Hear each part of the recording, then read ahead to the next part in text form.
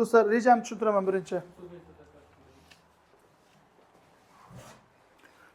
Taskonda do'stlar, mana bu 3 ta yil do'stlar, mana bu 95-yil, bu 2005-yil, bu 2015-yil. Bu mevalar emas, bu yillar bular.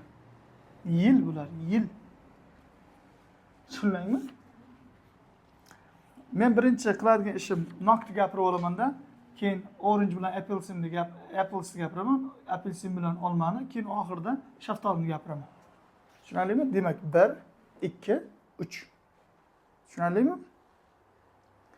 Demak, boshlaymiz. Assalomu alaykum, hurmatli IELTS muxlislari. Bugun do'stlar mana task 1. Task 1imizda rejalaydigan bo'lsak, birinchisi pears eng yuqorisini gapirib o'tamiz, noklarda. Ikkinchisi orange bilan applesda, uchinchisi peachsda. Mana bu yillar do'stlar, mana bular. Bu yerda nima deyilgan?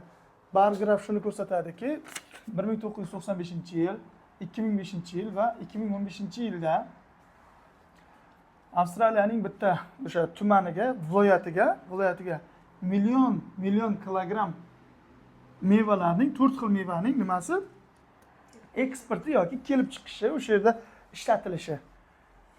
Ketdik do'stlar. Endi mavzuga o'tsak. Mana bar graf shu figura shuni ko'rsatadiki, 4 ta turli xil o'sha mevalarning ularning nomi apelsin, olma, nok va shaftoli. Ular deyapti Avstraliyaning qaysi bir shtatida 1995-yildan 2005-yilgacha nima qilingan? Nima ishlatilgan yoki o'sha nima iste'mol qilingan deyapti. Xo'p, ketdik. Overall'ga aytamiz. All units are measured in millions kilograms. O zo'r aytdi hozir. Hamma o'sha ular o'lchov birliklari millionda hisoblangan. Taqqoslaganimizda apelsin, olma va shaftoli da o'sha nima ko'tarilish bo'libdi davr bo'yicha ana mevalarning iste'moli. Mana bu nima edi? Nok esa nima bo'libdi? Ozgina pastga tushibdi do'stlar. Tushunarlimi? Mana qaranglar. Hammasi ko'tarilgan, mana ko'rdingizmi? Mana. Faqat bu nima bo'lgan? Pastga tushgan. Nok iste'moli. Pastga tushamiz endi. Considering birinchi qaysini ifodalayman dedim? Nokni. Considering a downward trend first in 1995, pears had the highest weight at about 140 million kilogram.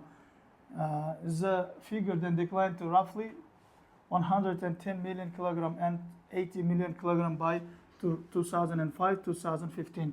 Qaranglar do'stlar, bu yerda nima deyapti? Bu yerda aytdiki, eng katta ko'rsatkichga ega bo'lgan nokni oladigan bo'lsak, u 1995-yilda eng katta ko'rsatkichga egalik qildi. 140 million tonna taqriban mana ostida turibdi. U keyin pastga tushishni kuzatdik.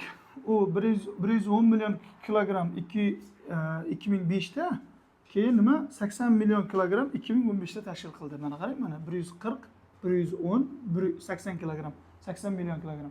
Tushundingizmi? Rahmat. Endi qaytib o'taman. Endi mana bu bilan oxirida men buni ozgina gapchada ifodalab boraman. Mana bu ikkalasini solishtirsa bo'ladi. Ketdik.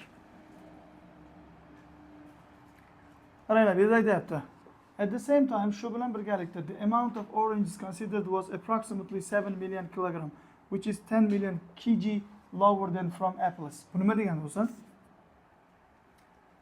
Mana bu yerda birinchi 95-yilda, birinchi 95 taqriban 70 kilogram bo'lsa, bu deyapti. Mana bu esa deyapti 80 kilogram, undan 10 kilogram nima? 10 million kilogram kam deyapti. Tushundingizmi? Apples ham aytib ketdi shu yerda, buni aytib turib. 80 demadidagi 10 million kilogram kam deb ketdi. Keyin bu ko'rsatkich deyapti 2015-yilgacha 80 million kilogramdan ortib ketdi. Bundan tashqari olmaning o'sha iste'moli esa 110 million kilogramga keskin ko'tarildi 2005-yilda va ozgina farq bilan u oxirida o'shancha qoldi deyapti, 110 millioncha qoldi deyapti. Xo'p, bundan tashqari deb turib, keyin mana bu shaftoliga o'tyapti. Shaftoli boshida 95-yilda 40 million kilogram edi. Qarab turing ana qog'ozingizga, mana bunga. 40 million kilogram edi. Undan keyin deyapti, u qaysiki deyapti, barcha o'sha iste'mol qilingan mevalarning ichidagi eng kichkinasi deyapti. Qarang mana, eng kichkinasi ko'rinaymi? Qani bundan boshqa bormi? Yo'q boshqa. Keyin bitta ko'tarilib, keyin shu yerda qolib ketdi. Mana, ikkita yilda ham. Biroq bu o'sha bu ko'rsatkich deyapti 70 milliongacha o'sdi 2005-yil va u o'sha 70 million uning maksimum og'irligi, ya'ni o'sha maksimum iste'mol bo'lib qoldi deyapti. Tushunyapsizlarmi? Demak, reyting taslim tugadi IELTS. Rahmat, salomat bo'ling. Keyingi videolarda ko'rishguncha xayr. Bum.